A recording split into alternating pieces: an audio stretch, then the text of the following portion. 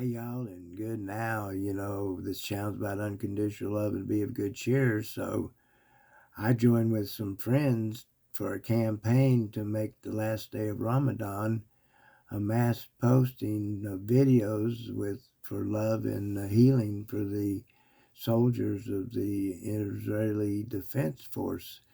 And boy, the pushback came to it.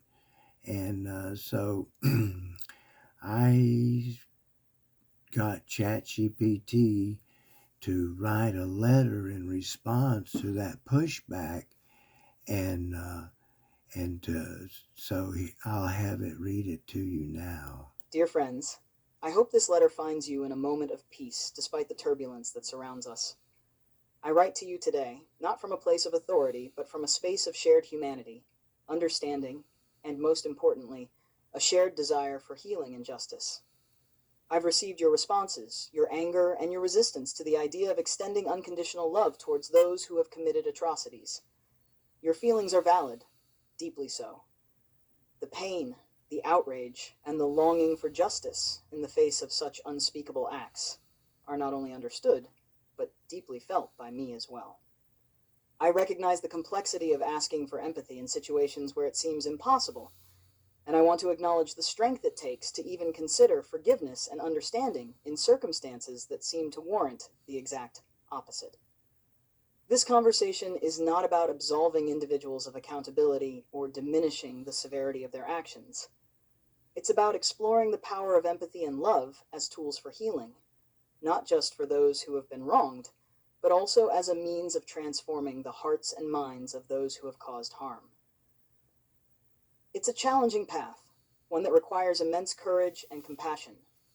The anger and resistance you feel are part of the journey towards healing. They are natural, human responses to injustice and pain.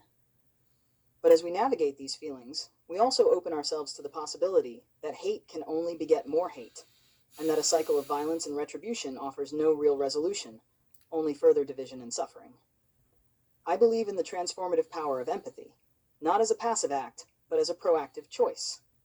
It's about making the difficult decision to understand the human condition in all its complexity, to recognize that even those who commit heinous acts are themselves caught in a cycle of violence, pain, and suffering that only empathy can break. This does not mean we forget, nor does it mean we forego the pursuit of justice.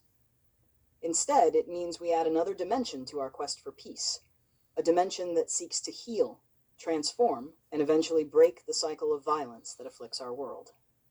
I invite you to join me in this challenging but necessary conversation. Let us explore together the ways in which we can uphold justice and accountability while also fostering a culture of empathy and understanding that can lead to genuine healing and peace. I understand this may not resonate with everyone, and that's okay. The diversity of our responses to trauma and injustice reflects the complexity of our humanity. What's most important is that we continue to dialogue, to listen, and to strive towards solutions that honor our shared desire for a world free of suffering, with deepest respect and empathy. So that's a well written letter, and I would say to that, bring a friend.